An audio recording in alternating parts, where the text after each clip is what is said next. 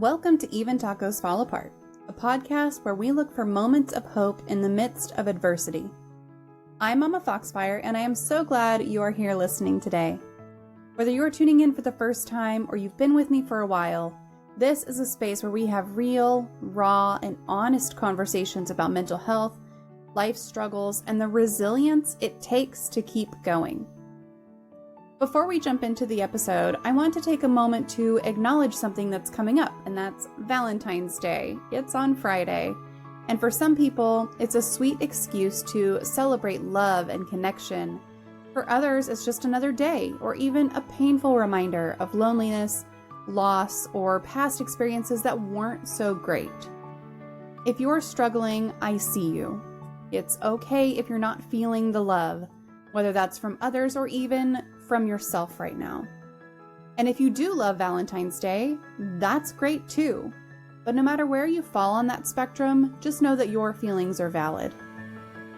If you're having a tough time, find something small to do for yourself that brings you comfort or joy. And if you know someone who might be struggling, check in on them. It doesn't take much to remind someone they're not alone. Now, today's episode is an important one. This is actually an interview I recorded back in 2021 with my friend and guest, randomlyjme, where we talked about cultural sensitivity, racism, and resources for Asian Americans and Pacific Islanders. A lot has happened since we first sat down for this conversation, but the topics we covered are still just as relevant, maybe even more so. The truth is, racism against AAPI communities is not new, but for a long time it wasn't widely talked about. The pandemic put a spotlight on it in a way that was impossible to ignore, but these struggles didn't start in 2020, and they didn't end when the news cycle moved on. From harmful stereotypes to violent hate crimes, AAPI individuals have faced discrimination in ways that are often brushed aside or downplayed. And the whole model minority myth, it's not a compliment, it's a way of erasing struggles and pitting communities against one another. In this conversation, Jamie shares her personal experience growing up as a Korean adoptee in the Midwest, struggling with cultural identity, and facing both casual ignorance and outright racism. We talk about what cultural sensitivity actually means, how to move beyond stereotypes, and what people can do to educate themselves and be better allies. She also highlights some incredible resources that support AAPI communities and help people report hate crimes, find mental health support, and push for real change. This episode is real and unfiltered, just like every conversation we have here. So as you listen, I encourage you to think about your own experiences, biases, and assumptions. And if something resonates with you or you learn something new, let's talk about it. You can reach out to me on social media or jump into the community discussion. All right, let's get into it. Here's my conversation with Jamie about cultural sensitivity, racism, and resources for AAPI. Hey guys, welcome to another Mental Health Monday. I'm here today with a really awesome person. Buttons. Listen, the buttons are hard. The buttons are hard, for real. Hello, Bite, you were first. Rocker, you were second, but you didn't type first, so you don't get to be first. Triz gets to be second. Hey, Angel Me, hello, how are you? Who's that person? Who knows? This is just somebody. I don't know this person at all. No. Happy Mental Health Monday. Thank you so much for being here and joining us today. I'm super excited for tonight's conversation. I think it's going to be great. I do have my headset plugged in because it died right before we were going to get started here. So now I have that pesky cord that I'm going to be messing with, and I just put it behind me. So hopefully that'll help. But super fortunate to have Jamie here with us today. She is a certified occupational therapist, assistant, and therapy program manager, specializing in the geriatric population and also specializing in making sure that I'm taking care of my own hands with the therapy. She also has experience working with the developmentally delayed disabled population. She's a multicultural transplant born in Daegu. Is that how you say that? Daegu? Mm-hmm. South Korea, and adopted as a baby. Most of her life has been spent living all over the Midwest, although she did spend brief amounts of time on the East and West Coasts. She lived in Seoul, South Korea. Boy, my mouth just doesn't like to work sometimes. For 3 years during primary age, and her personal struggles and diagnosis are major depressive disorder, recurrent generalized anxiety, and cultural identity struggles. As she's gotten older, she finds it strange to feel even more connected to her heritage and culture now than when she was a kid living in Korea, but it was something that was also a huge issue for her as a kid. Jamie has 3 cats and 1 black lab and currently resides in Wichita, Kansas. She's currently playing a lot of DBD, which we've played together also. Apex and It Takes Two, which we played Apex together, and I always feel sorry whenever we play Apex together because I'm so awful. Oh, but listen, fine. I can spray and pray all day. Mm-hmm. But thank you so much for joining us today to talk about cultural sensitivity, racism, and resources for Asian Americans and Pacific Islanders. I'm really excited to dive into this. So just thank you for being here. I'm really happy to have you. Thank you for having me. Absolutely. So I do have some resources and links for you guys today. Also, fun fact, her username is not randomlyme, and I did for the longest time think that it was randomlyme, and it wasn't. It was just, just how it was. Just what I thought it was. Apparently there is a 500 character limit. So I'm going to post these resources separately from your Twitter, but there we go. Hey, Majestant, I'm glad you think that the guest tonight is hot. Hopefully you will keep most of your comments tame and in nature, and you're welcome to stay and share your authentic selves and ask questions if you would like. And relevant to the conversation. Relevant to the conversation. Let's keep it that way. Absolutely. So you have 3 cats and 1 dog. Yes. Well, one of them I adopted. She will be 4 in September? Yeah, she's already 3. I adopted her a few years ago, almost 3 years ago. She was 7 months when I lived in Kansas City. And then when I moved here, there was already 2 cats and a dog. So we just kind of became this big, happy animal family. Yeah. So you had a cat already. Do you consider yourself a dog person or a cat person? I would say, cat for sure. I actually had a huge fear of dogs growing up. My mom had a college friend that we would go and see like a few times a year, and they were best friends in college, and then her friend also had adopted international kids as well, so and the oldest daughter was only a year older than me, and she was adopted from the Ukraine, so we would go and like have play dates every now and then. And I don't even remember the name, I don't remember the kind of dog, I think it was mixed. But every time we walked into their house, the dog, who was not very well behaved, would jump on me and knock me to the ground. And so as a kid, it kind of developed this fear of like big dogs. Right. But I couldn't be happier with our dog. Our dog is so well behaved. Like if I was going to ever be a dog owner, which I used to think I wouldn't ever be, I mean, that would be the dog I'd pick. She's wonderful. Yeah. Her name's Belle. Don't get a whatever Ruger is, because boy does he have so much energy and love to jump for sure. He's a great dog, don't get me wrong. We do have a question queue open, so if you would like to enter into a question, just like Bite Mark did there, !Q, that'll put it into the question queue, and you can have it in there and make sure that I see it. Otherwise, just put your questions into the chat and we'll get to them. Don't know what language that is, Majestin, but one of the rules here is please use English, so use English or fuck off, please. Don't get a Weimaraner. Oh my god, I had a Weimaraner. My sweet, sweet Weimaraner died. Sweet Weimaraner died, and he was a great dog, but he was an idiot. Total and complete idiot. I hear they can be. Yes. Yeah? Yeah. Are those dogs that are kind of bluish, grayish? Yes. Mm-hmm. I think, yep. Okay. Yeah. Yeah. He was a ding dong, would fetch all day, like hurt himself fetching all day. Yeah. So how did you get into occupational therapy, and what do you love and what do you hate about it? Well, it was kind of a long story short. I wasn't really sure what I wanted to do at the time, but I knew I wanted to help people. So that was just something I kind of picked. Out of high school, my dad wanted me to major in chemistry. I was really good at chemistry, but I thought it was incredibly, incredibly boring. He's like, well, you'd make a lot of money as a pharmacist. I'm thinking, yeah, but it's super boring. And then other people told me, well, why don't you go into teaching? Because both your parents are teachers, so it'd be a natural kind of like segue into what you would do with your life. And I was like, well, I don't really want to be teachers. I know firsthand, having two parents that are teachers, how underappreciated teachers really are and how underpaid they are. And that wasn't something I was interested in.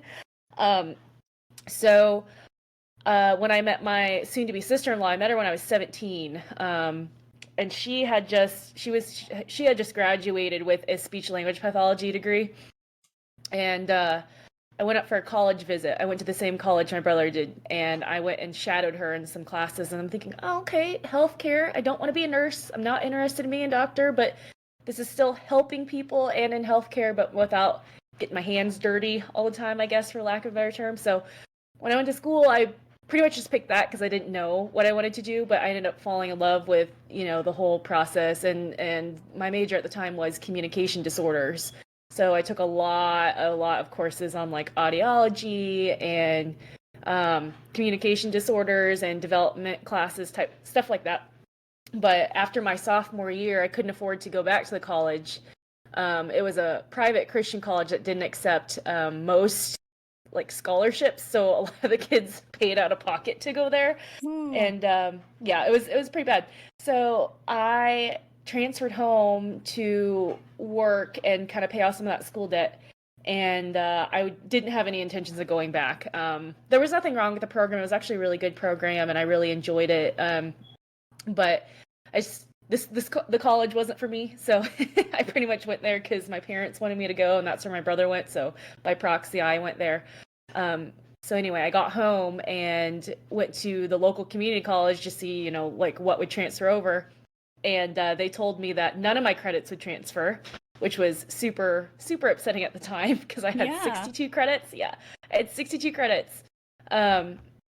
And so they told me none of my credits would transfer, so I had to start all over the basic English courses. And I think I tested out of English. I took a CLEP test. It was $100 and I tested out of English because I was not taking another English course.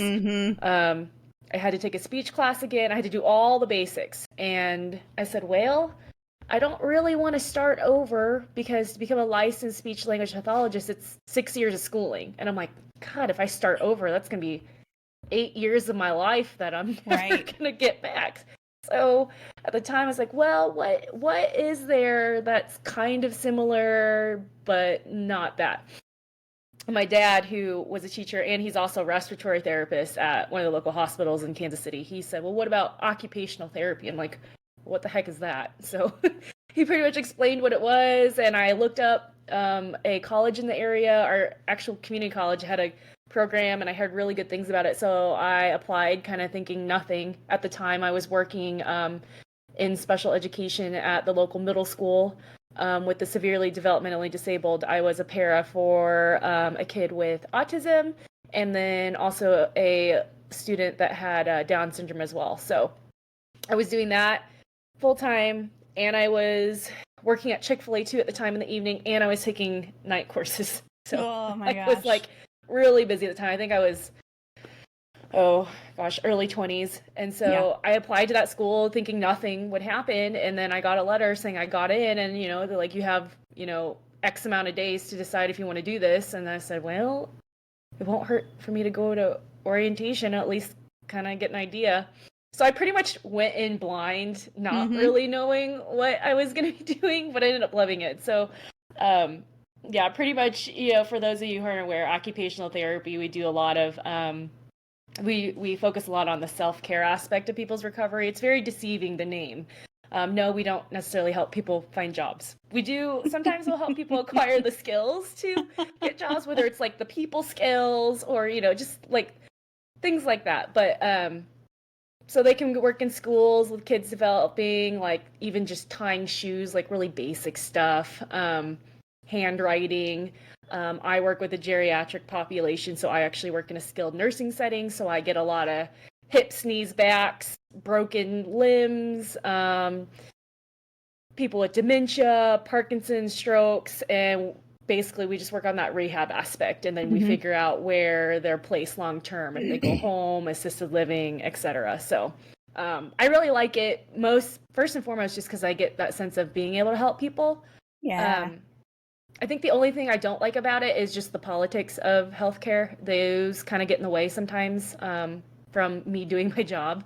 But in large, I mean, I love it. It's like the perfect niche for me because no, I wanted to work in healthcare, but I didn't want to be a nurse. I didn't want to be a doctor. And that was like, well, what can I do that's still, relevant to healthcare, but not one of those.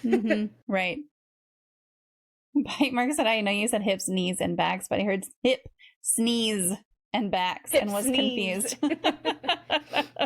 Oh, that's great. So Bite Mark's question for you right now is, what is your favorite poem? Oh, okay. So I was thinking about that. So I don't memorize poems. There's just so much in my brain that I cannot memorize poems, but I did save a poem that I saw recently that I liked. There is a poet who's fairly well known on social media. His name's Tyler Gregson, or Tyler Knott. And I saw a poem recently that he posted that I really liked, and it just sort of encompasses like the last year, but it's real quick, so I'll just read it. Yeah. It says, struggled, but survived the year, tied ourselves to hope and the promise of light, pin these medals to our proud chests, raise our fists to the air. We are the champions of endurance. So. Boy, that's the truth for this last year. Yeah, I know. I thought that was like really perfect. Yeah, that's fantastic. Credits not transferring is BS. Credits not transferring is complete BS. Yes, for sure. It was, and it was crazy because they pretty much told me at the time that my school didn't have the right accreditation. I said, well, how do colleges get accreditation? Apparently, they have to pay some ginormous fee to some entity. I actually don't know a lot about it, but they have to pay a giant fee to whatever entity accredits colleges, and if they don't pay that fee, then there's like certain levels of accreditation. So I could have in theory my college was in South Carolina, so in theory I could have stayed anywhere around that region and my credits probably would have transferred, but because I came back home to Kansas City, there was nothing. That's ridiculous. So ridiculous. Yep. Really dumb. Do you have a serial killer or a true crime story that fascinates you? I was actually thinking about that, and I don't think I do, to be honest. I should have put a little more thought into that. No, listen, some people have some people immediately something comes to mind. Some people are like, not really, just kind of. Oh, I'm trying to think of even the last thing I even watched, because it's been a while. I think the last thing I watched was when like Ted Bundy was trending again, and there was all these, like things on Netflix being posted, and that was fascinating and horrifying at the same time. So I think the thing that I'm not through with yet is Hotel Cecil. So I'm in the middle of Hotel Cecil, but the last thing that I watched all the way through was Don't Fuck with Cats. And that is hard to watch. Like and they don't even show the graphic parts of the videos, but I mean, it's hard to watch. It really, truly is. It's pretty awful. Oh, Hotel Cecil, listen, it's so first of all, that story has always fascinated me, and I remember the videos and everything, and so to have it on Netflix, that manager lady, like she's something else. She's something else. I love that the poem question gets such a broad spectrum of answers. Yes, oh, absolutely. We've had all sorts of stuff on here with that poem question. It's great. It's a great question. So we're here today to really focus on cultural sensitivity, racism, resources for Asian Americans and Pacific Islanders. What was your experience growing up as an Asian American in the Midwest?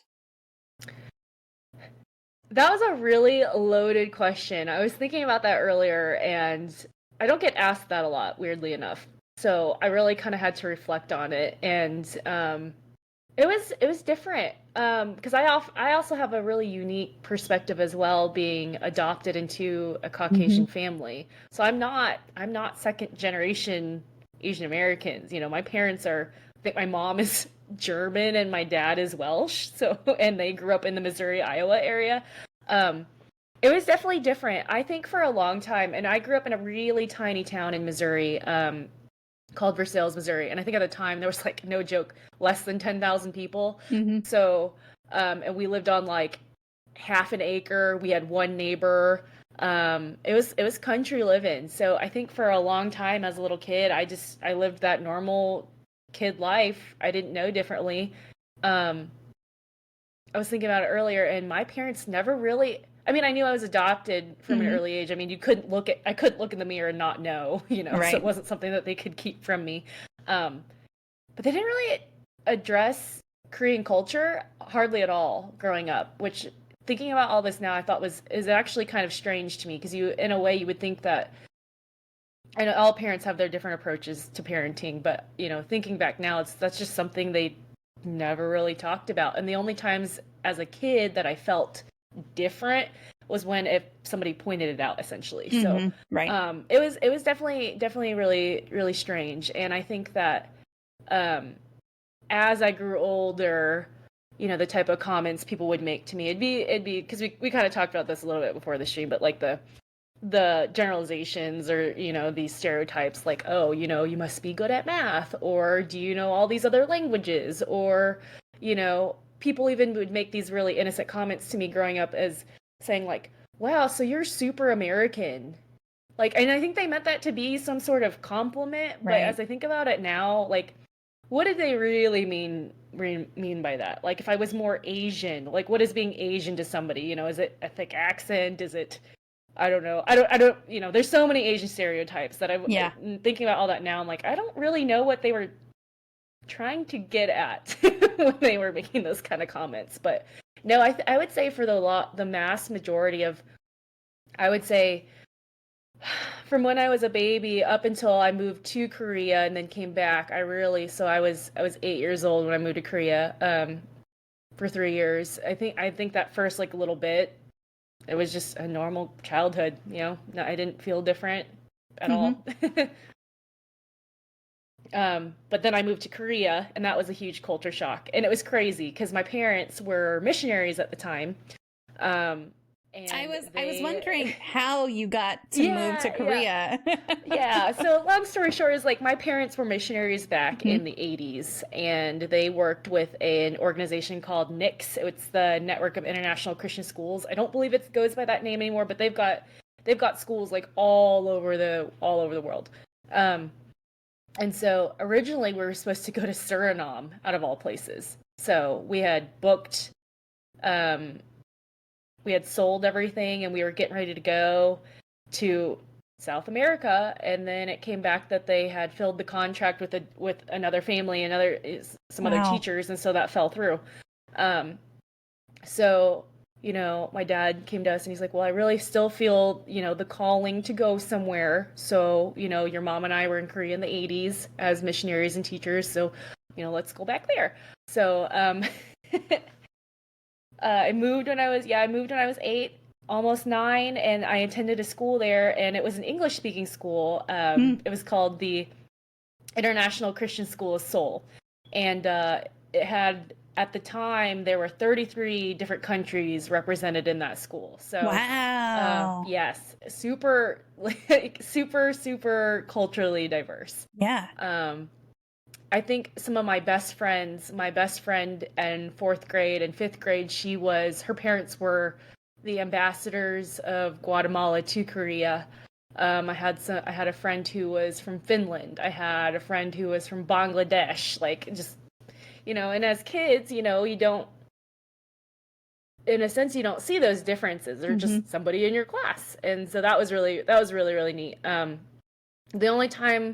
The times in Korea where I felt different were if I were to go to, like, the corner store or something to get, like, a snack or whatever, and somebody would try and speak to me in Korean. At the time, I grew up speaking English. I didn't know any Korean when we moved to Korea, which was pretty crazy. And so those were the times where I kind of started questioning my cultural identity. I'm like, well, I'm Korean, but for all intents and purposes, I'm not Korean because I don't speak the language. I don't fit into the customs, I'm American. Well, then but in America I don't look American. So that I think living in the United States and then going straight to Korea was a straight that was a huge culture shock for me. You go from a town of like 5,000 people, and then at the time Seoul was 19 million.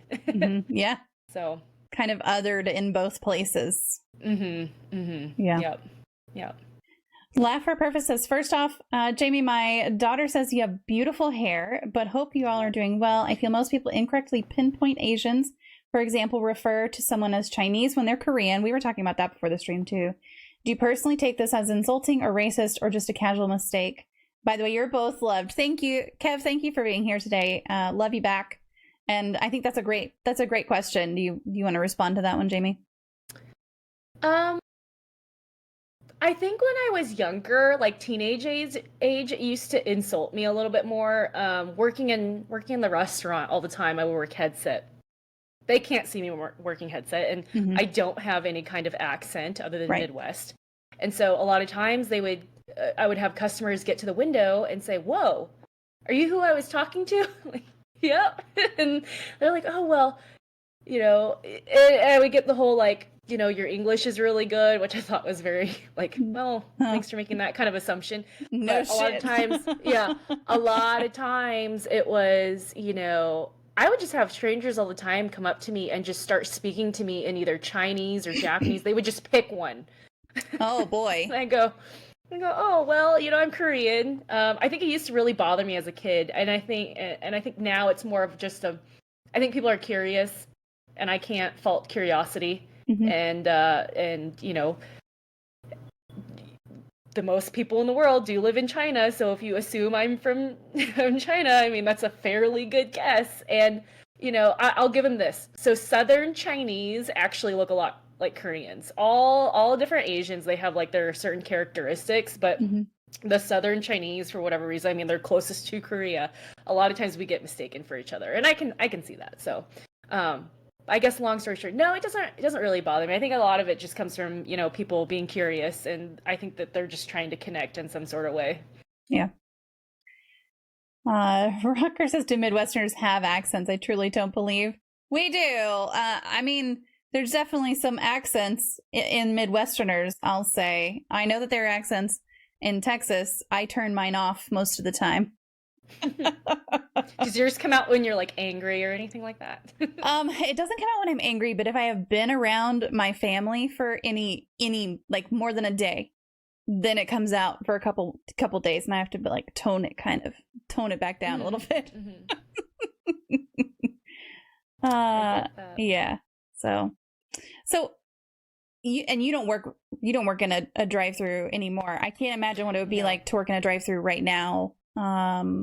During the pandemic. How has your lived experience changed during the pandemic? It's definitely evolved. I think when this all first started, a lot of the decisions I made, I think were very, I guess, more fear-based, for lack of a better term, because we didn't know very much about the virus, and I work in healthcare, but I know enough to know like anything that is infectious is going to affect like the young and the geriatric population more. So I mean, I knew enough at the time to know like, wow, we've got our building has around 100 people right now, and at the time I'm like, wow, I've got to do everything possible to protect our residents. I think there was one time that I wasn't even directly exposed. I was around somebody who was around someone else that was directly exposed, and I think last year, March or April, I think I came home and I wore a mask for like 10 days or 5 days, whatever the recommended time was at the time. So I think my perspective definitely has evolved, and my life has evolved. I definitely don't go to the grocery store as much, which is fine. We have ordering and I pick up, and it's got its own issues of, them not getting things correct. Right. But Yes. And I don't know. I don't think, in all actuality, my life has changed a ton because I tend to be a homebody. I like spending time at home, and I always will be that way. It is strange, not being able to just go wherever. things are opening up now, so it's not as much as like that anymore. But I think when this all initially started, just like we're driving around and looking at all the businesses that were closed was definitely jarring. So yeah, the differences in what closed and what stayed open was always interesting to me. What was considered essential and what wasn't. Yeah, that's.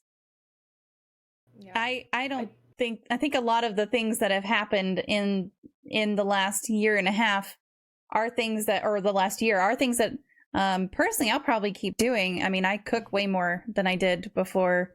We order out, once a week, but that's really about it. And we used to order out quite a bit more, or go eat somewhere quite a bit more. It would be nice to go eat somewhere. I actually think I order out more now. Oh, really? And that's a habit.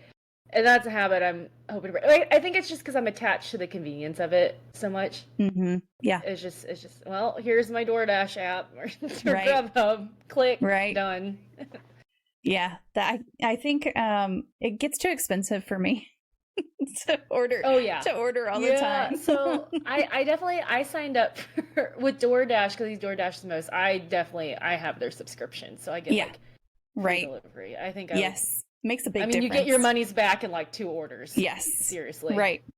Well, I have the Walmart delivery subscription, so that I don't have to pay for delivery every time, which is nice.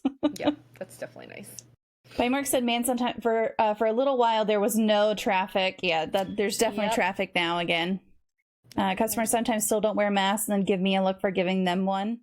I like to, whenever I'm in a store or something, almost always my 7-year-old goes with me because he likes to go places. Like, he's like me. He likes to go places and then come home. Like, that's what we both kind of like to do.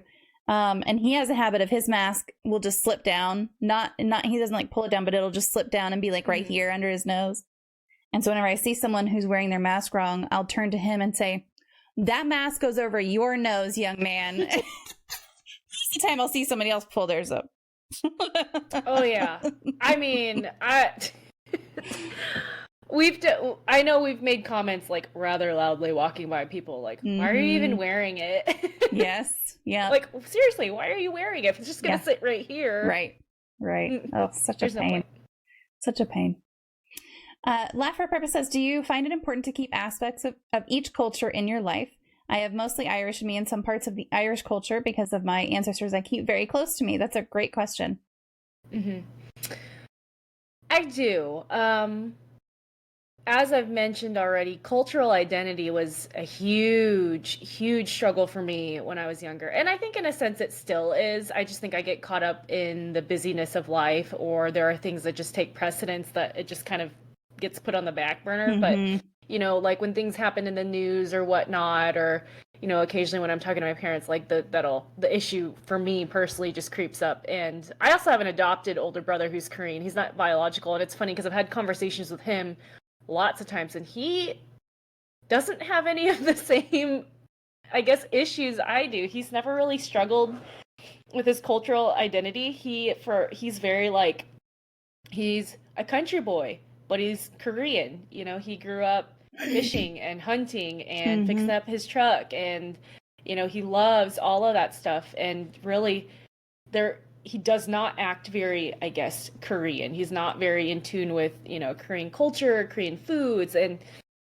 that's just him, and he's always been that way. But for me, I think I always struggled, like, I had a hard time in Korea making friends with some of the other Korean kids. Koreans are, and I'm going to try and say this really delicately, Koreans are a very nationalistic people, and I don't think inherently that's a bad thing. I think having pride in your country can be a really good thing, and pride in your culture. But even in school, even with 33 countries represented, a lot of the Korean kids, were just stayed friends with each other, and I always had a really hard time kind of integrating into those kind of friendships with them because I didn't speak Korean. You were supposed to speak English in the school. That didn't always happen, at recess and whatever.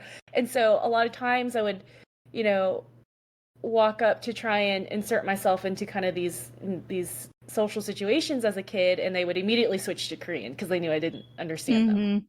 And I think that was kind of the big thing, like, well, what's wrong with me? I'm Korean, why aren't these people, accepting of me? So I think that's kind of like where my big, like that, and then moving straight from there to Kansas, and in middle school out of all years, like those awkward years where like Yes. even wearing the wrong shoelaces, I'm being dramatic, but like even the wrong shoelaces could like put you on the outs, people like, um, but I do like to answer the question. I do think it is important for me to, identify as Korean, particularly now, and particularly in the topics that we're talking about today with, all the anti-Asian hate crimes and racism. Like, and that's kind of how my connection, because at the end of the day, I can't change that, I am adopted and grew up in Missouri. Mm-hmm. That's just what my life is. But I do have that choice to speak up for people who, heritage and ethnicity wise, I certainly identify with. I am 100%, there's 100% Korean blood flowing through me, and that won't change. And I think that in doing my research and educating myself as far as all the stuff that's kind of happened in the last year and even over the course of history, in particular with Asian cultures and in relation to the United States, I think in a way that's kind of helped me accept my identity a little bit more. But no, definitely, I think that I actually really enjoy being multicultural and being, yes, I can identify with somebody from Kansas City or Wichita on several different things, but then I can turn around and identify with somebody, who I meet at the Asian market who's Korean, because I did have that experience in Korea. So that's sort of a roundabout way to answer that question. Yeah. So I know that a lot of the racism that has been there for a long time is kind of coming to the front of things right now in the news, and there's a terrible tragedy with that shooting, and it's kind of getting a lot more attention. What do you do in the face of racism, and what do you wish you could do in the face of racism, if there is anything? I think, well, when people are a little more obvious with it, which I actually up until the last year, I would say I really hadn't encountered too many instances of people being outwardly racist, like in a negative way. Mm-hmm. Like growing up, I got the stereotypes, like, okay, so I probably shouldn't have allowed this as a kid, but as a kid, like I just wanted to fit in. All through high school, like there were boys in my class that would call me soy sauce, or they would shout like Asian sounding, like down the hallway. Someone would yell, "Ching Chong, what are you doing?" And like at the time, I don't think I understood the gravity of like what they were saying. Well, and when you're in high school, you just want to fit in, you just want to belong, and it's hard to reject something if it's attention. And I knew they weren't meaning it to in a negative way. It was more their term of endearment, I guess, regardless of if it was right or wrong. I don't think I would say in the last year, I've probably had more instances where I've noticed it in a more negative light than I had before. Like I think I've mentioned before, last April or May, and I was trying to find paper towels with that weird paper towel shortage we had. Yes. And so I had to go to the grocery store, and I remember an older couple walking by me and the woman making a comment, saying like, my people caused all this, like, and it just, I think when I encounter stuff like that, I think at first it just takes, I'm taken aback, to be quite frank, because like, why would you, like, you don't even know me, you don't know the kind of person I am, you're just purely judging me and making that accusation based off of my ethnicity. So I think my initial reaction is that I'm usually taken aback, and then my second reaction is that I'm angry. I've never said anything to anybody, although in the moment I think it's just because I'm just so taken aback. I'm in shock, and then I do the whole like, well, I should have said the XYZ to them, and I didn't. But I've had a lot of opportunities at work because I work with predominantly Caucasian white Americans at work, and I've heard comments here and there, and so usually I try and offer my perspective. I'm like, hey, you say this, but how much research have you done as far as like the crimes, or what do you know as far as this topic? Here's my perspective, and here's why what you might be saying might be insensitive in a sense, Right. And a lot of it actually is taken really well at work, just because, when you grow up in a landlocked state and you never go anywhere else, I like to think people are very much products of their environment. And so when you don't get exposed to other cultures, then yeah, you're gonna have a certain way of thinking. And in a sense, that's where I kind of have to start with, and Sure. and that's where, and then I can kind of respond to them. Yeah, it's hard to call people out. I mean, sometimes, especially in like a work setting where you're working with people and you have to keep it professional, I'm sure that that anger is there. It's hard to kind of consolidate that. Yeah, for sure. There have been moments where even recently because I remember last March, all the time at work, I was hearing like, oh, China's doing this on purpose. There's like a biological weapon. And I'm just thinking like, this is crazy. I didn't say anything at the time, but there's been moments like, I think particularly this year with all the rise and attention to the Asian hate crimes, where there are moments where the humanity in me and like the just raw, anger that I have sometimes in regards to some of this stuff it's really hard for me not to say something at work sometimes. Like, look, last year, all y'all were saying stuff, and I didn't say a word. But because we've allowed this kind of rhetoric to rule our lives in the last several years, or however long, that's why this stuff is happening.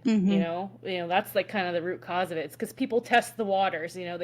They say something a little bit inappropriate. Oh, well, nothing happened. And then they say something a little more inappropriate. And then it moves to actions, and then it moves to hate crimes. Yeah. Yeah, and there's just so much. This last year has been so much just misinformation put out there, and Trump calling it the China virus just over and over and over didn't help. It only hurt. And that it's one of those things that the culture around that, and you're right, it's that testing the waters, because if they hear a leader saying things like that, then they're gonna repeat those same things, and if there's not the response there to kind of quell that a little bit, it just makes it all the harder. Rocker said, slow your sushi roll. I used to say that to Jamie, but after a while I thought this sounds rude. So even though she said, no, it's fine, you can, I still didn't anymore, aside from just then above. And listen, that to me is a great way to handle that. Like if you feel like it's rude, it probably is a little bit rude, but if you feel like it is, it's probably better to just not, to just not do it anymore. And it's okay to be like, that was not something that I should have done, and then just not do it anymore. I mean, that's a good way to handle that. Yeah, I think there's a definite difference between having an already established rapport, like Rucker and I have, versus like if a stranger on the street said that to me, I'd be like, all right, what? Right. Come again? Yeah, for sure. So are there some things that you love about being Asian American? Oh yeah, for sure. I love being different, and by being different, I think that, I don't know, maybe I'm not terming that correctly. It allows me, I even thought about this question earlier. I'm like, how do I answer this? So, I do, because I think it opens up those kind of conversations with people that, that I can have, where I get to share my culture and or get to share my perspective, or get to share like, no, I didn't grow up exclusively in a landlocked state. I've lived all over.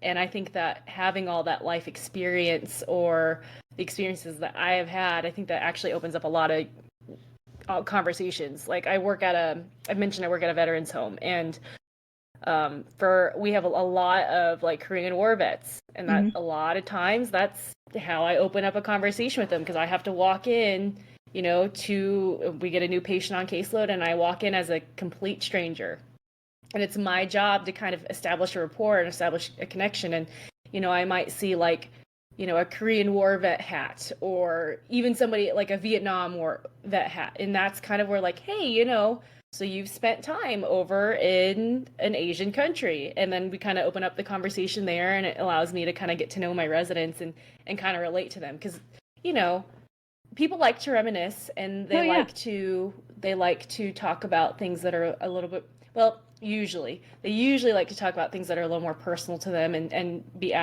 for someone to take an interest in them. And so being Asian American and knowing and walking in already different, that kind of allows me to establish certain rapport with people that ordinarily other people couldn't. So yeah, absolutely. Chat is popping off, so let me scroll back a little bit. Alex said random lime. I'm never going to live that down ever. First of all, you will just always be random lime to me. That's fine. Second of all, I admitted it out loud, and that was a mistake. I don't even remember actually the exact circumstances of all that. Well, so I joined the CCG Discord, and it was just your name. I saw your name randomly, Jamie, the first time on there, and I just, for some reason, that L or the J looked like an L to me, another L, and it was like I thought it was just random lime, and I didn't think twice about it. It was just me misreading your name. That was it. And for a very long time, I can't remember when it was that I finally realized that it wasn't random lime. And I was like, oh, I felt like an idiot. First of all, probably like somebody was like talking about me or something in a voice chat. I think that's what it was. I think someone called you Jamie, and I was like, oh my God, it's randomly Jamie. Fuck. Oh, yes. Adam, hey, welcome. I'm personally thankful that the AAPI site seems to be inclusive of South Asians. Yep, absolutely. Different experiences and perspective as far as what you love about being Asian American. Absolutely, yeah.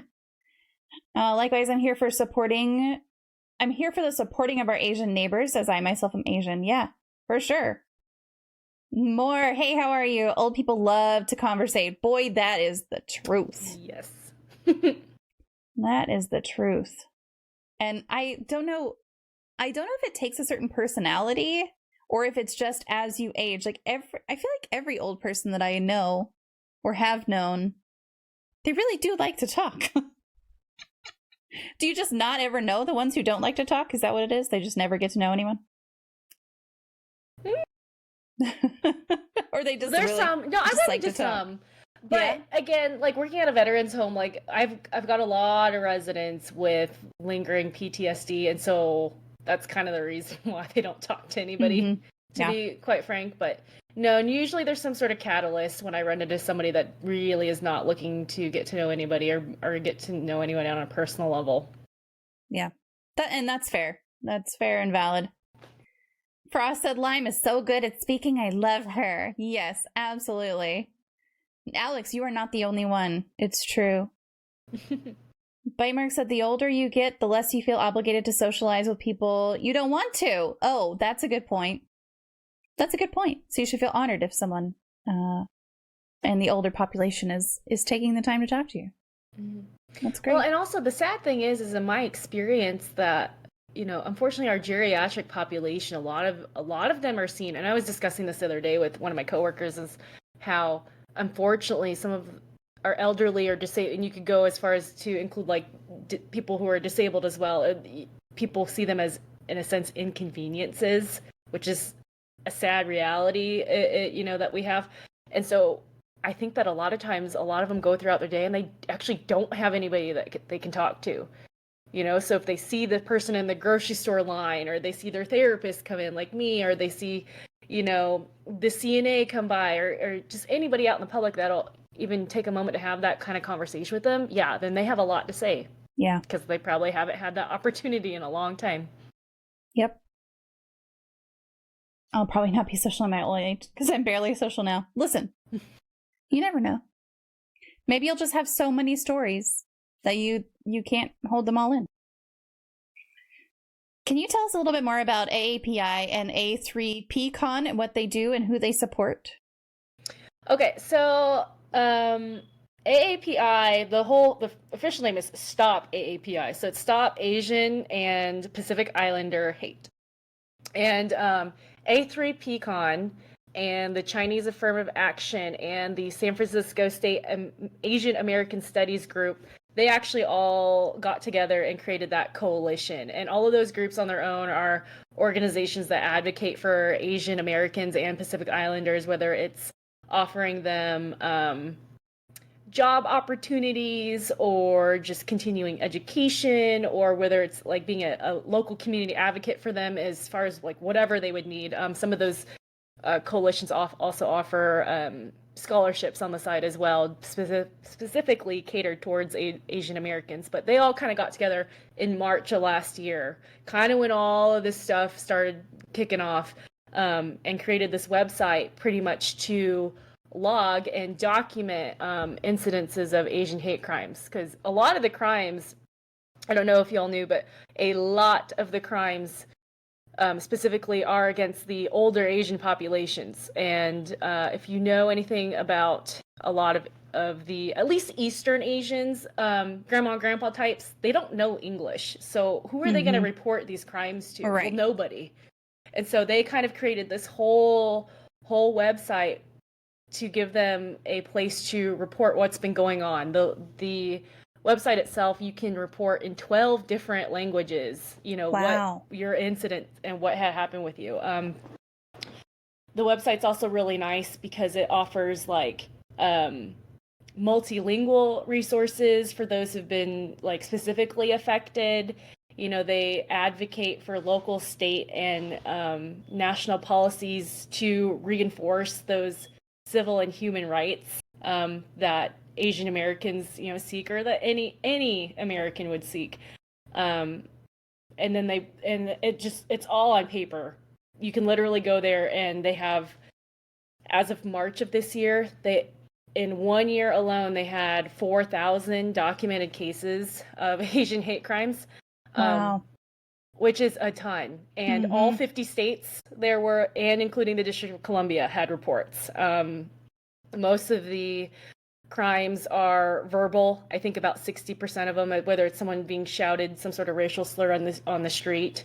A lot of the, I think shunning was a big one, whether, you might have Asian neighbors and people are not speaking to them anymore, or you go to the grocery store and you're not they don't treat you the same as everybody else. Unfortunately, physical assault makes up 11% of the cases, which I think that's a lot. 11%, out of 4,000, I think that's quite a few. And then it also covers like online harassment as well. But the website, it's really great because it pretty much just offers people resources on how to combat this, and it offers resources on how can you educate yourself, and how can you educate those personally on everything that's going on. It's not just like a website to just kind of spout off, well, this happened to me and this happened to me. It's nice because it offers all those extra resources and statistics, just to kind of spread awareness. It is based out of Los Angeles. A lot of the stuff that I'll mention today, fortunately and unfortunately, a lot of things are based like East Coast, West Coast. There's a lot less once you kind of get to my area. I was looking things up earlier. There's a lot less groups. But yeah, so that's pretty much their goal, is just to kind of spread awareness and keep it kind of alive. Because I know in the news, it's just like, what sensational thing can we go to next, and what sensational, but it's in a sense, it's their way of just keeping the whole subject matter alive. Yeah, which is fantastic. Adam said also maybe they should choose. Words are hard. Maybe they should include support for Urdu or people from Pakistan. I don't know if he has one. You can forward that along too. I mean, I think that's a good. Surely there's something that they could include there. That'd be great. Yeah, I know there's a place on the website for feedback in particular. There is a little anecdote there, though, that they're getting a lot of emails. So I'm sure. A little bit of time for them to get to them all. Hindi's on there. Okay, so I mean, yeah, it seems like they'd probably be open if you submit that as something on feedback. And I did post both of those links on there, so it's on there. It's on there for you.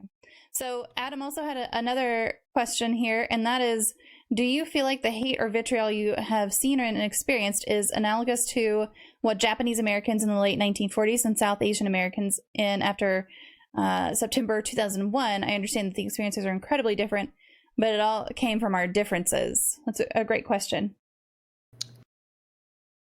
I think in a sense, yes, they have a little bit of correlation, but even if you go even further back from the internment camps, I read a really interesting article, and I don't remember the name, to be quite frank. I could probably find it if one of you wanted to read it, but I read an article that detailed all of Asian American history, and this isn't a new thing. No. History books don't cover a lot of, I think they cover like the Chinese Railroad and the World War II and the Japanese internment camps, but other than that, like Asians are largely not included like in American history books. But I mean, it goes far, far back. Oh yeah.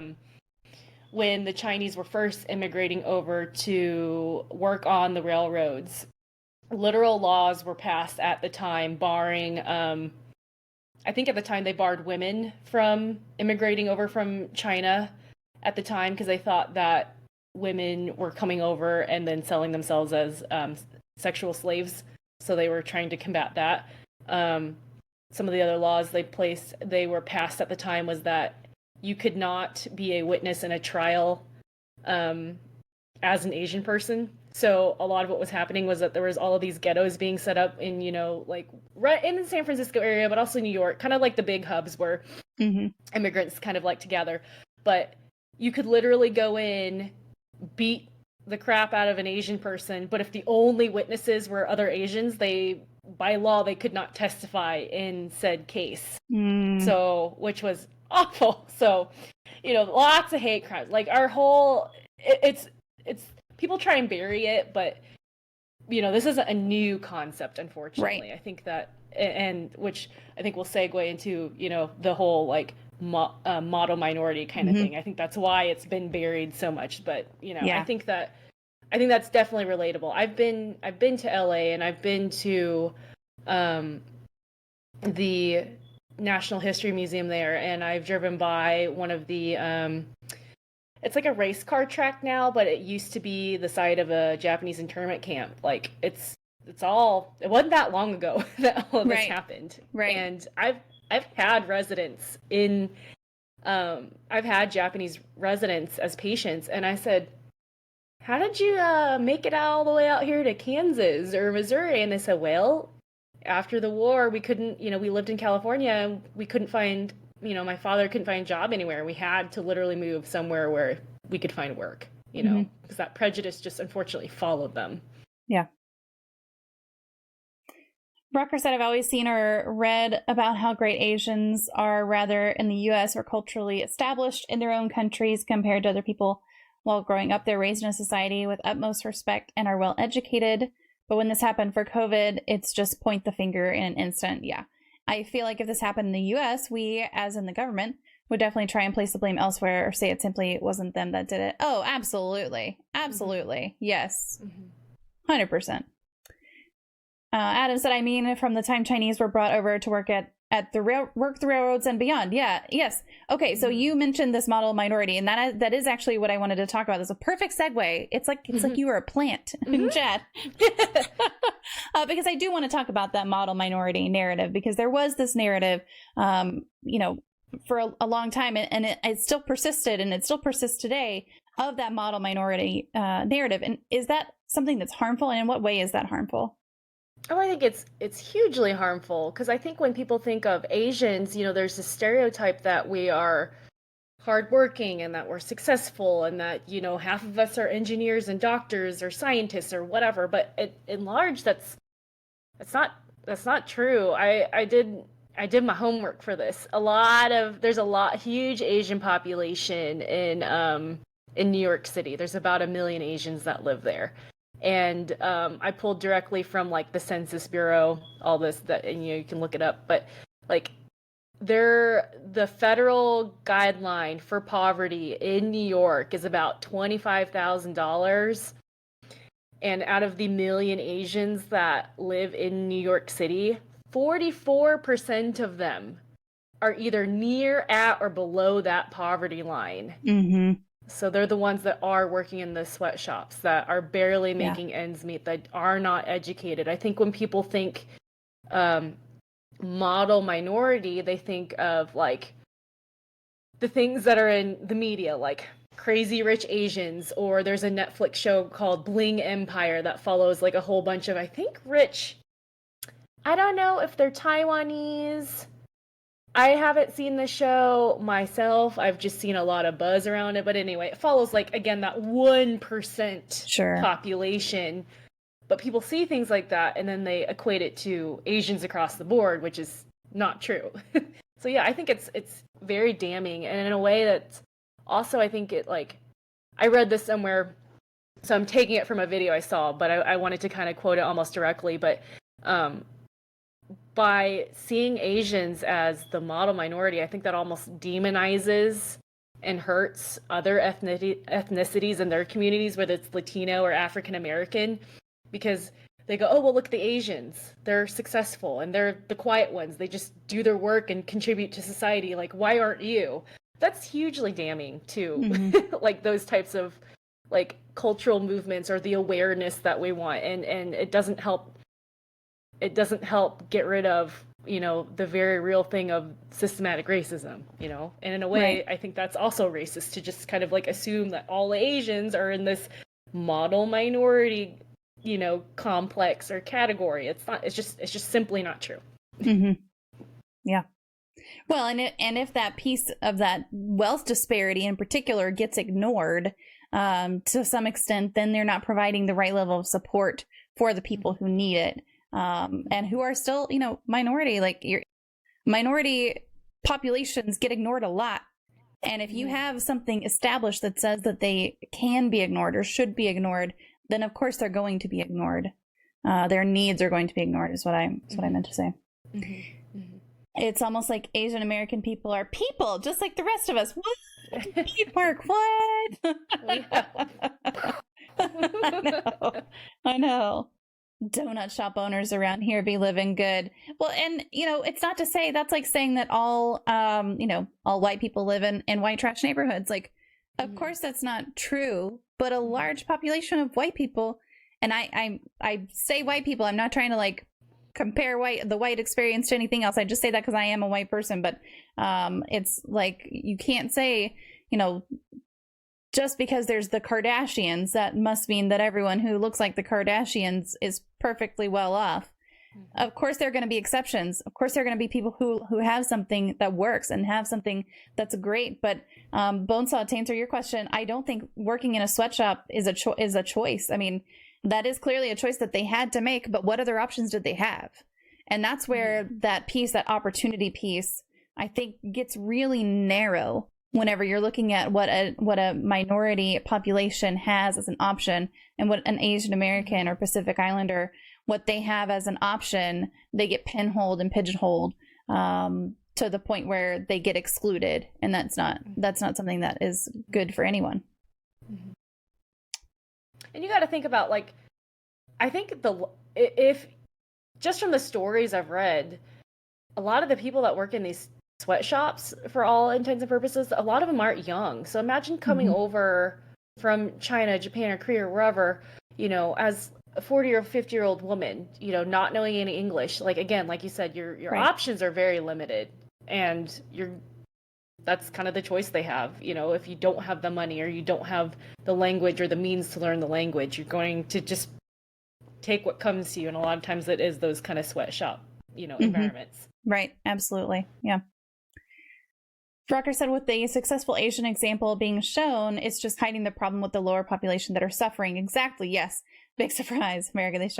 They show what they want us to see and think. Yeah. And the wealth disparity, I mean, in general, is growing. Like, that wealth gap is growing hugely, especially during this pandemic. It grew even more at a much more rapid pace than it had been. And so that's an issue for everyone. but more so in a minority population, and even more so in a minority population where you have leadership of the country trying to criticize and trying to minimize their experience and trying to blame things on an entire population where it's entirely unfounded.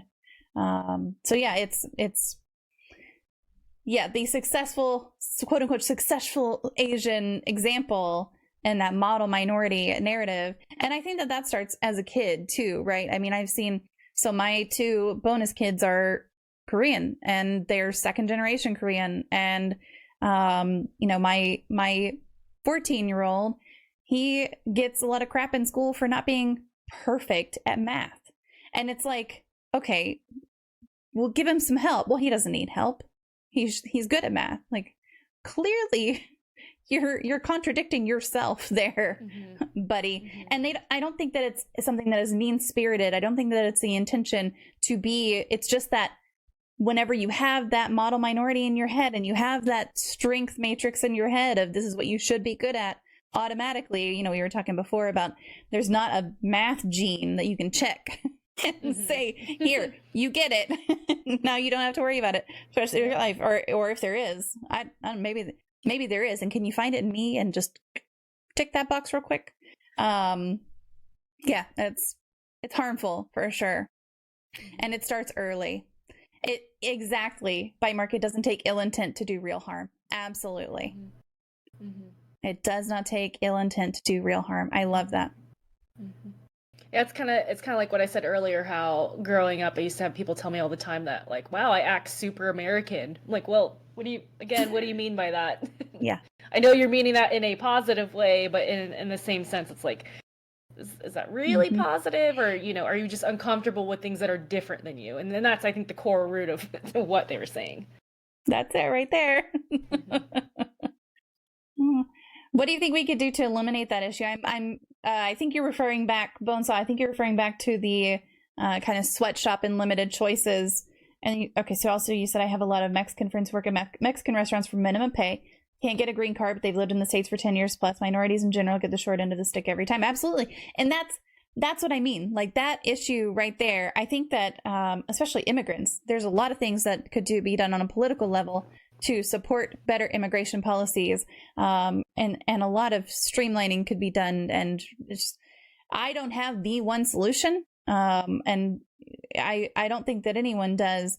But I think as far as the options go, there's got to be something that could be done. I don't know that we're going to come up with the solution on it here, but I'll take a moment and let you respond to that as well. My answer is very similar to yours. I don't know that I have any one solution, because I think it's just been an ongoing thing for decades and decades and decades. I think the United States claims to be, this melting pot of cultures. In a sense, yes, we have a lot of cultures that live here and but how well are they represented? Well, in my opinion, I don't think they're represented super well. Or what kind of resources are we offering to them to, get their citizenships, to further themselves, live that quote American dream? We're not. It's really not happening. It's a lot of them here are cheap labor, and that's the really unfortunate truth. Marker said, I never found the example I brought up, but the math today is way different than what I learned. Oh God, yeah. The simple ways to solve a problem are now different. Kids are told to solve them in a different manner. And we were just talking about this with my family also.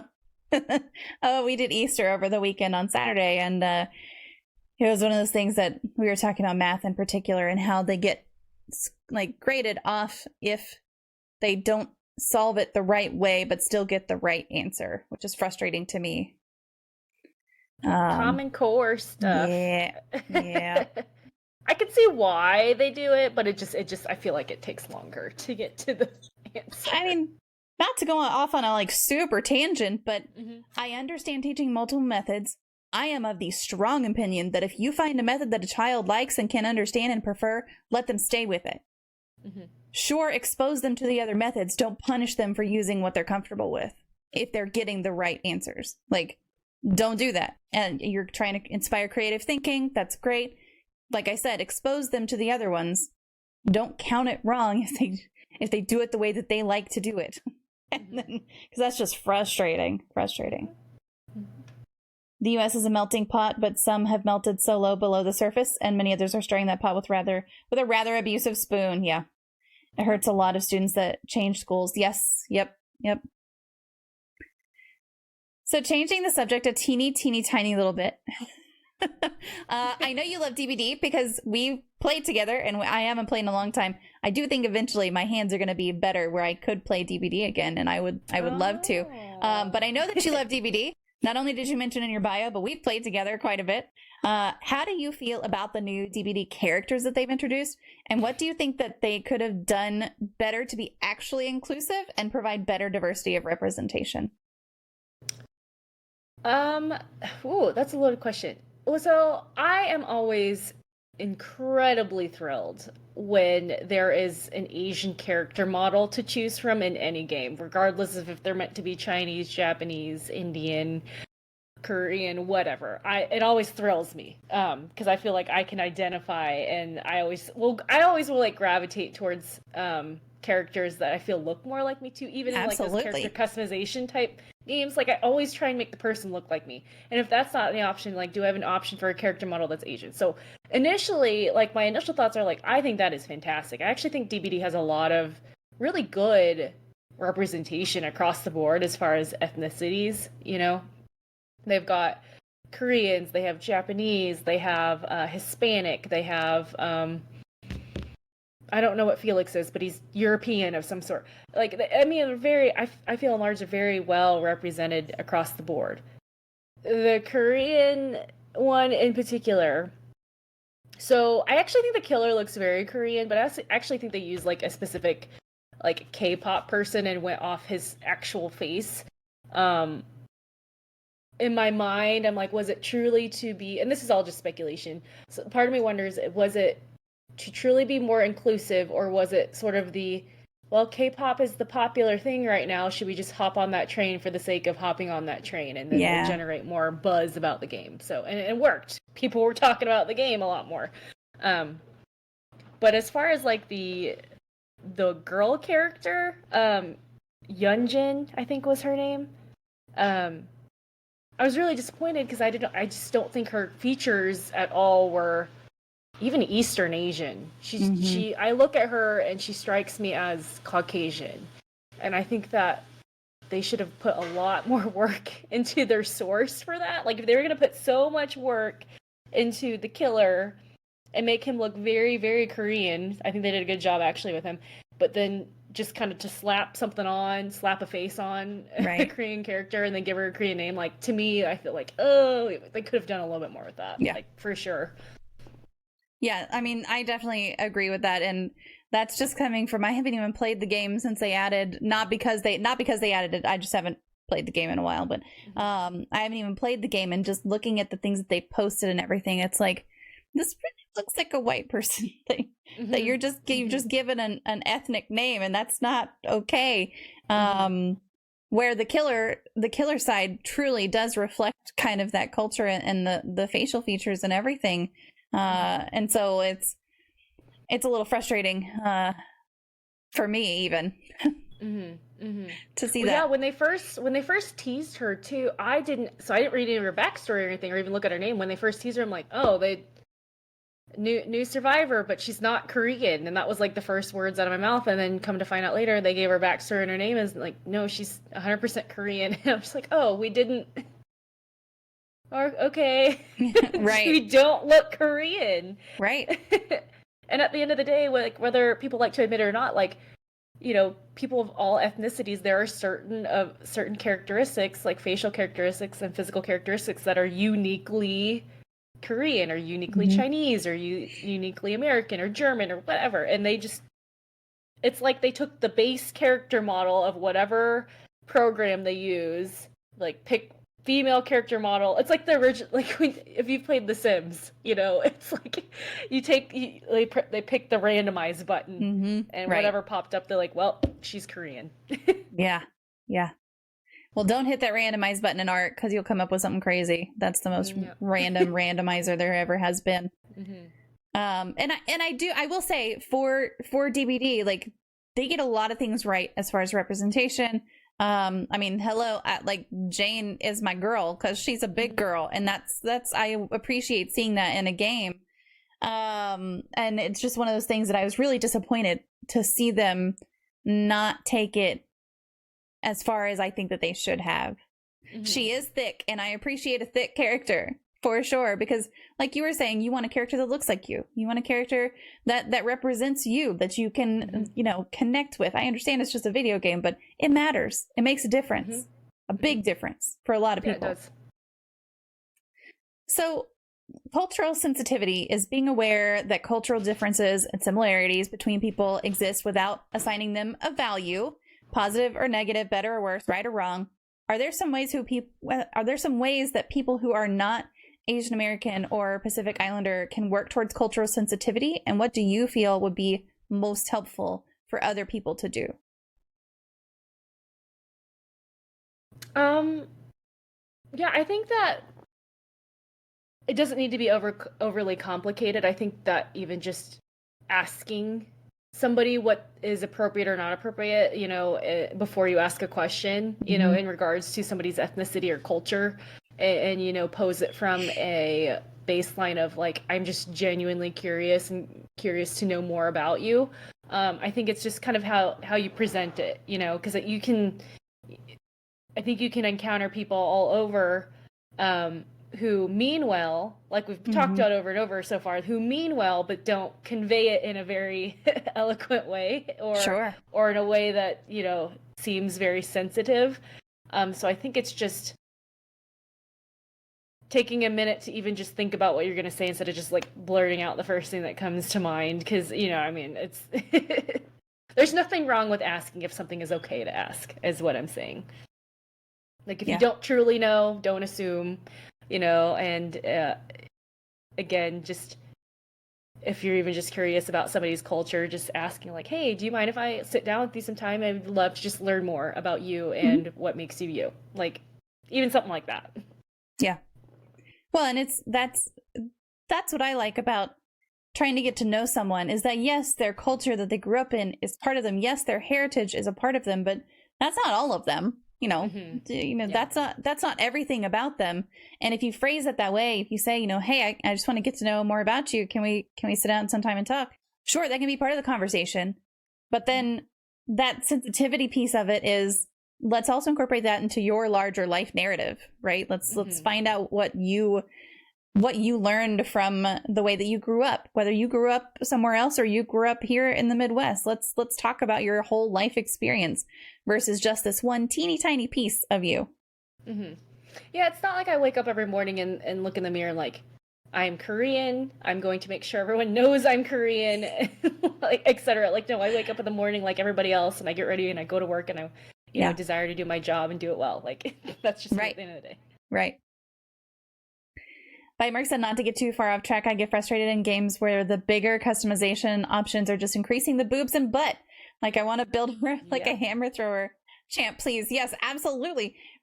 I do like that about Ark, that you can like make the beastly forearms if you want. Crazy. Yes. Oh, my goal every time I made an Ark character was actually to make them look as disgusting as possible. So I'd make these like little tight, which was horrible because then you couldn't like see over like rocks and shit. So like you'd make them really, really small with like these giant arms and giant legs, but then like you couldn't see anything as you're running through the jungles.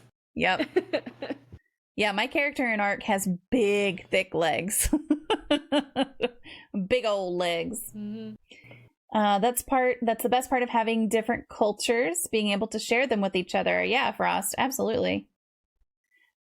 You wake up and debate hitting the snooze like the rest of us. I don't debate hitting the snooze. I hit the snooze. That's what I hit. I'll hit it, but I'm pretty good at only hitting it just once. I'm not like the repeat snoozer. I don't know how people do that. I have multiple alarms daily.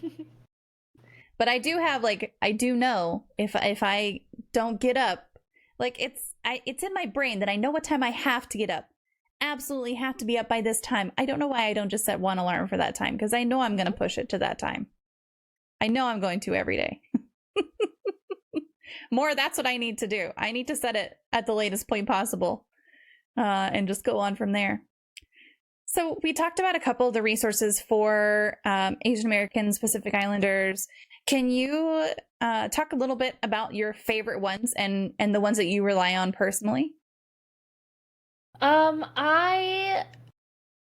There's a couple that really kind of speak to me a little bit more. One's like, I think more of a surface level. I just like it. But one's called the National Association of Asian American Professionals, and they have 30 different chapters. So they have it like everywhere.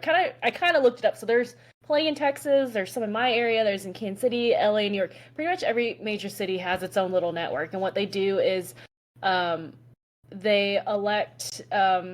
It's a community of like all Asian elected officials, for lack of a better term. And what they do is help spread cultural awareness like in the workplace, offering opportunities for jobs, workshops for continuing education. And pretty much every major city has one of these entities, which I thought was neat. The other one, which I like on a more personal level, is called the Asian Mental Health Collective. And something that a lot of people don't know is there are a very low percentage of Asian Americans that actually go see any mental health professionals. Mental health is very, very stigmatized culturally in Asian cultures. A lot of it's based off of Confucianism. A lot of it's based off religion and just culture. So at least for Korean culture, I can speak to that. So with Confucianism, you're never supposed to show your vast range of emotions. You're supposed to keep things in and be that model person of society. You're not supposed to speak up, essentially. So you're taught to bury your feelings from a very young age. And so I like this collective because they work to kind of break that stigma. There's tons of articles of why, there are very few Asians that show up to, therapy sessions, or, what is it still seen as? In Asian cultures, if you talk about your mental health or talk about depression or anything, that you're just seen as straight up crazy, and that you should just not make everybody uncomfortable with that kind of talk and just figure it out. So I really like that resource because I think they really do a good job of just kind of laying it out very specifically of, yes, we know you've grown up in these kind of cultures where you're told that, depression, anxiety really don't exist, or you should bury it like everybody else and just figure it out. You don't have to. There are resources that can help you. There are people you can talk to. There are other Asians that go through the exact same thing.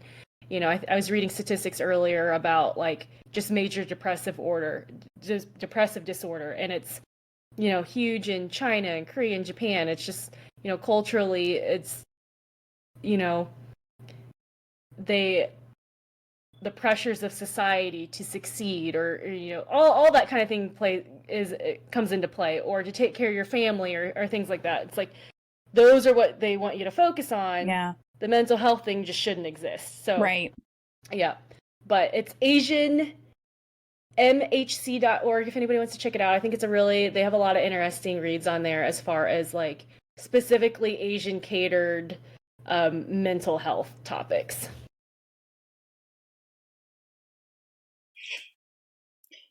Laughter is very highly stigmatized in Asia, mostly Korea. Only 7% of Koreans seek professional treatment.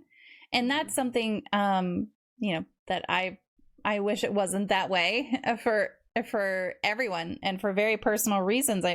I wish that those kinds of things weren't stigmatized. I wish that everyone knew that it was okay to get help and it's okay to show emotions. But that is, when it's something that's driven into you from childhood, of you don't show emotions, you don't speak up, those kinds of things are really hard to overcome, for sure. I would not do well in that because I literally cry every time I watch a Glee. So, it just doesn't matter. My 14-year-old and I were watching Glee yesterday, and I'm just bawling. I had to reach for a tissue on the table, but yeah. And even the crazy thing is, at least with Korean culture too, it's not just negative emotions they don't want you to share. They don't want you to share like overly like excited emotions either. I developed this really bad habit, and I still do it occasionally because it gets pointed out to me all the time. But if I'm laughing, like straight on laughing, full on smile laugh, I will cover my mouth. And that is a very Korean thing to do, is because they don't want a full smile on a Korean is like showing way too much of yourself. So culturally, a lot of the women do it in particular, is when they're laughing, they cover their smiles. Yeah. So it's just, don't show emotion. I don't know. I'm the same way. I cry at the drop of a pin, and I love to laugh, and like I just doesn't work for me. Right. So does what you have lived through help you relate to others in some way? And have there been times where your experiences and background have helped you connect with someone else? Oh, definitely. I think I touched on this earlier, just particularly with work and being able to establish this kind of connections with our veterans, because veteran population is very, very difficult to work with, because you already, so many of them have all of these comorbidities anyway and health issues, and then you have to go in, and 9 times out of 10 they also have mental health disorder diagnosis that you have to deal with, whether it's depression or anxiety, PTSD, bipolar, and every day I'm dealing with individuals that might have one thing or a combination of all of these things. But again, if I know that they're a veteran of any kind, it's even, they don't even have to be a Korean War vet or Vietnam vet. It's just literally like, oh, you were in the military for a little bit. What branch? Oh, you were in this branch. Did you ever travel? Like, and then we get to talking about, even something if I can connect on just one little thing, a lot of times that helps me open up the door for what I'm really trying to accomplish with my patients is therapies, and helping them get better on that physical level. But a lot of times what people don't understand is you have to connect with them on that mental level first before they even open themselves up to you to do what you want them to do physically. Yeah, it definitely helps to make that connection. For sure. Be yourself, but not too much. Yes. Yeah, pretty much. Laugh for purposes, reading about Korea and mental health, I've always heard the older generation consider it weak to talk about mental health, and this has led to a huge increase in alcoholism in the country. Is this true? Yes. I mean, Koreans are stereotypically, Koreans like to drink anyway. It's just a lot high rates of drinking, high rates of smoking in Korea. So I think that's just kind of how they deal with their issues. To be quite frank, that's just, it's rampant over there. Just do what I do and master the art of crying out of only one eye. Boom, cry right next to someone. They can't tell because the tears are on the other side. No, I can't do that. It's just out of all of them.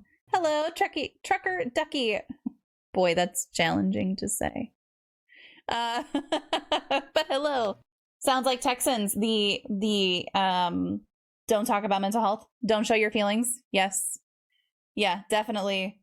I think if I were to watch Glee with my extended family, or anything, let's be real, literally anything. If we were to watch TV that wasn't football, because every time we get together, it's just watching football. Every holiday, there's like some sort of game on. If we were to watch anything together and they were to see me crying, most of them would be like, what is wrong with you? Yep.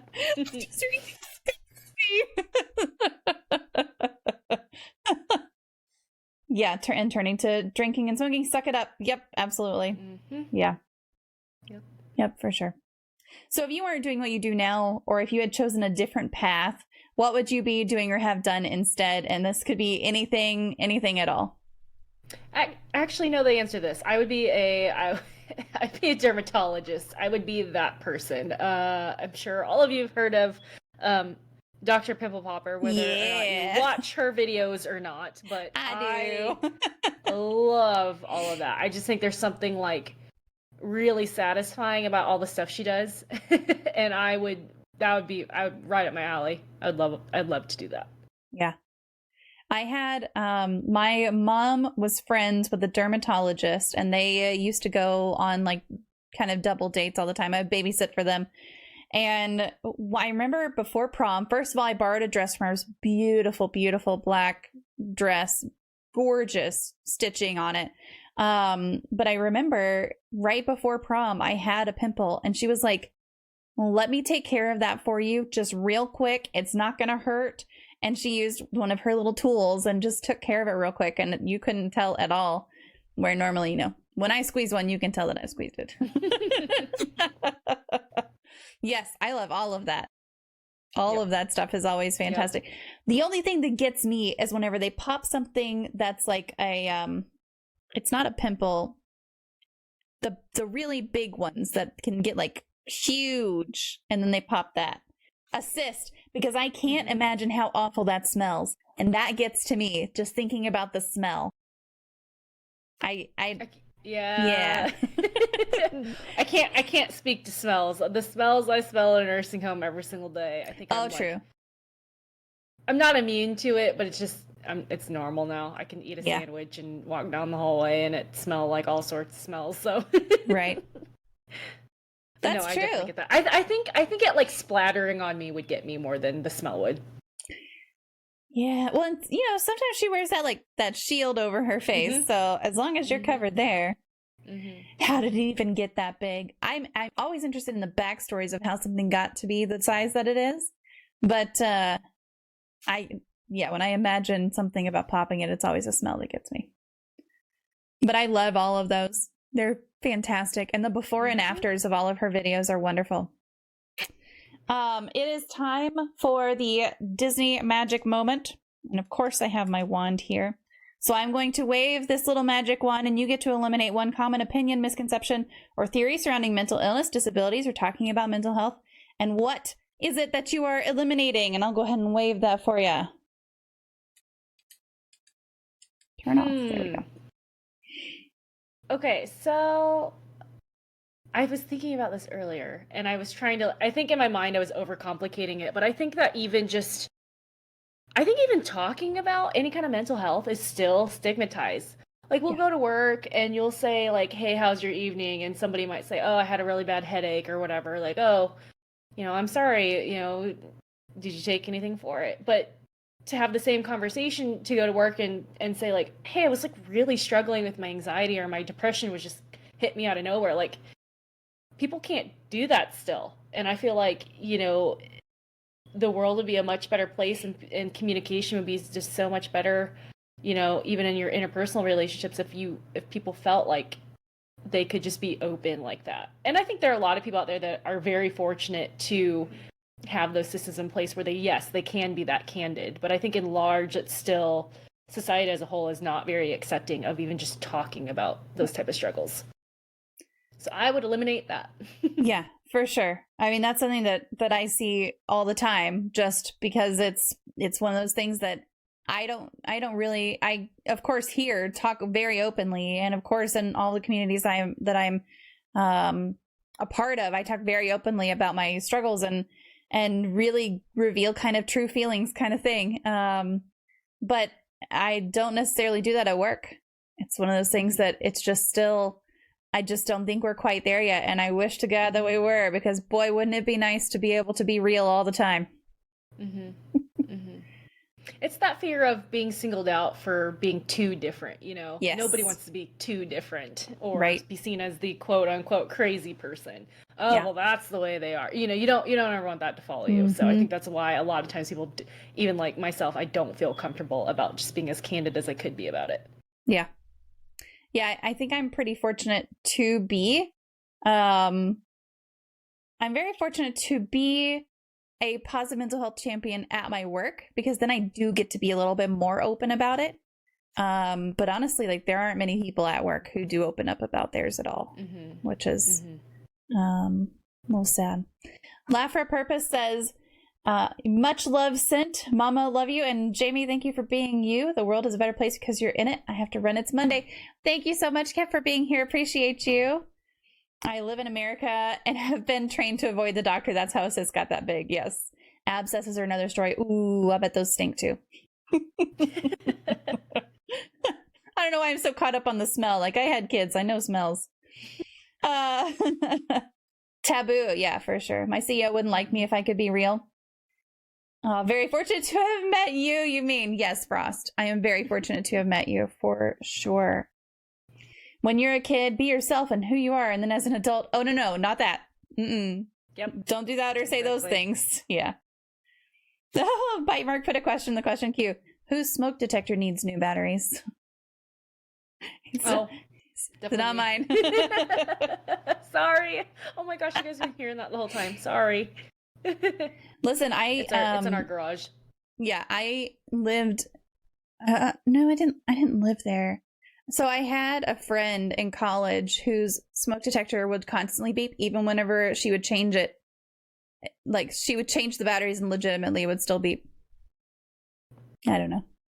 Beeping. Yeah. Yep. It is how it is. Unfortunately, it's been that way for a while, so I think I tune it out. Yeah. Yep. I think I heard it like once or twice, and that was it. Mm-hmm. So either I tuned it out also, mm-hmm. or it was only there. Enough. Yes. So with that, we will open it up to any additional community questions. So if you have any questions, put them into chat. We'll make sure to ask them and talk through them. And I'll just, while we're waiting on additional questions, open it up to you and say if there's anything we didn't talk about or anything else you want to throw out there. You're welcome to throw it out there and just kind of hand you the floor. There's one thing.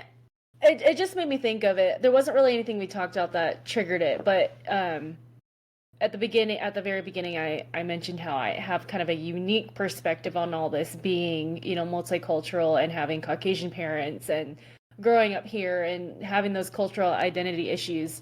I think my biggest thing that I would admonish of everybody, who has friends who are Asian or African American or Latino is just to, every once in a while, just like check in on them, whether mm-hmm. or not it's something that we consciously are daily struggling with. We do have those moments where,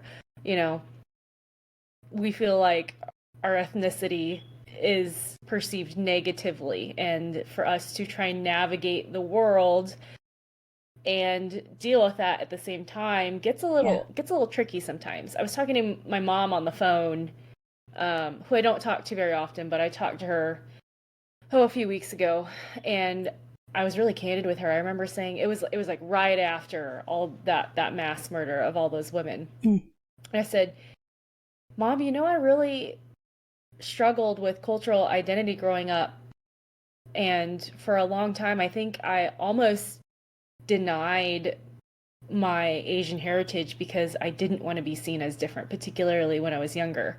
And I was telling her, I said, even though I didn't grow up in Korea, my time there was really limited, and culturally it was just Kansas City most of my life. And I said, even all those factors in play, I still feel this weird sense of sorrow that I had never felt in my entire life, and just seeing that story and trying to process all the emotions of how it affected me, and in a sense that I felt more connected to my Asian heritage more than I ever have, seeing the communities, those local communities coming together and kind of rally around all those families. They're, being Asian, that's something to be super proud of, actually, and it's, if I ever felt otherwise, that was really, really ignorant of me. And, but that was just kind of something that,